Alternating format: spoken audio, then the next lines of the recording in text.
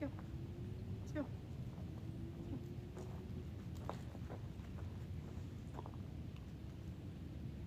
Here we come. Yes. Sit. Good girl. Good girl. Good girl. Right, free. Okay, so with reactive dogs, equipment can make all the difference.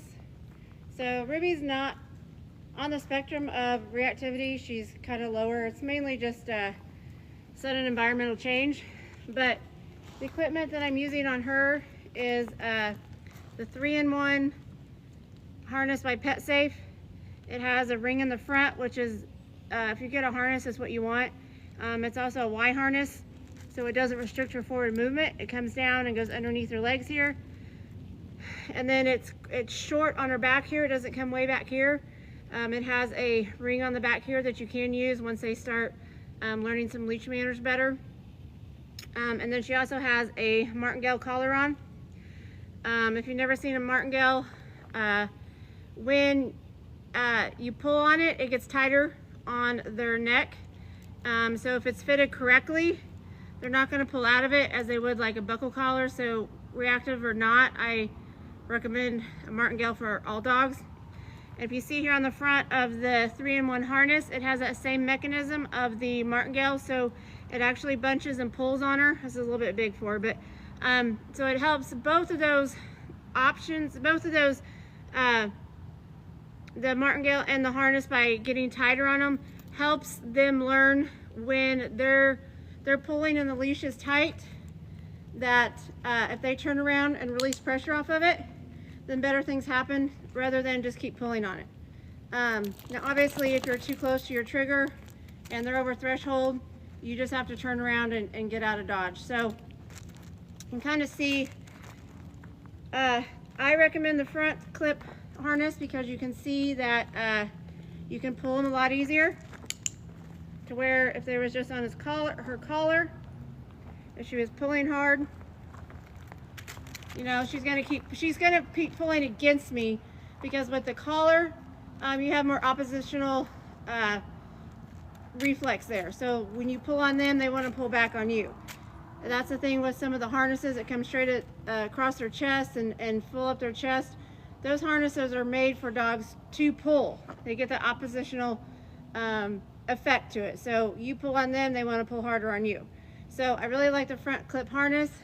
Even if you don't have a reactive dog, if you're just, dog doesn't have good leash manners, is, you know, gets over the top because they're excited, you can redirect their energy and their forward motion a lot faster than you could with a collar.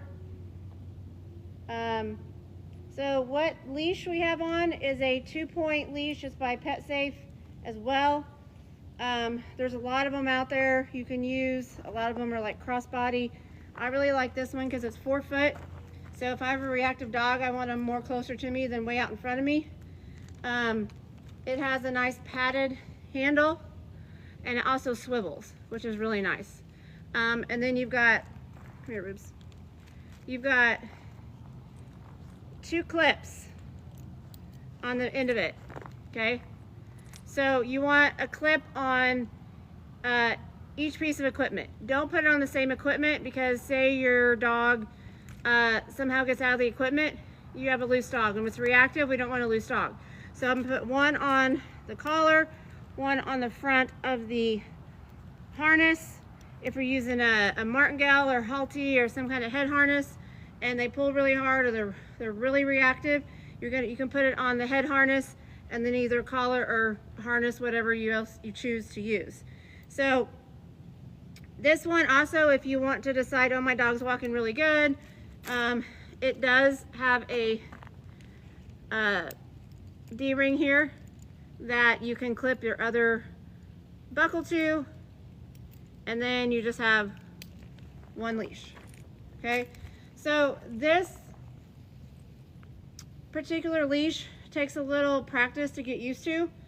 So if I've got it clipped on 2 pieces of equipment, I'm not gonna hold both evenly, okay? I mean, you can, it's just not near as effective.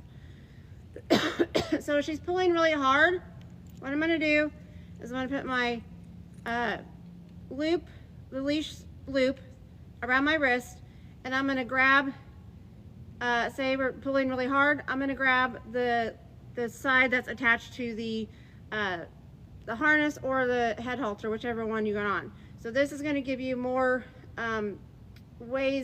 more effective ways to redirect her forward movement. If you say they're pulling really hard, you can put one on the harness and on like the halty, and you can have them both in your hand, but you have to use them independently to get the most effectiveness out of it.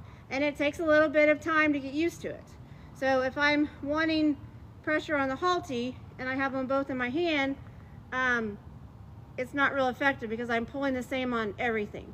But if I'm just pulling on the harness or the halty, it's more effective for them to turn around and come to me and work on that training of either reactivity or loose leash walking.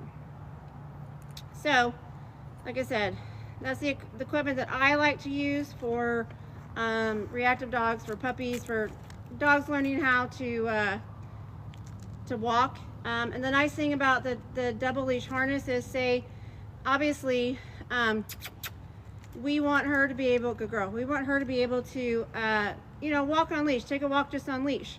So if you're out and about and she's walking really well, you could even drop the one that's on the harness and then just use the one on the leash, okay? And then if she gets to a situation where it's more stimulation and she's more energetic, then just pick up the one that's on the harness to give you more control of your dog. So let me know if you have any questions. I do offer one-on-one private coaching online, in person, and have Zoom classes as well. So like I said, hope that helps, and if you have any questions, let me know.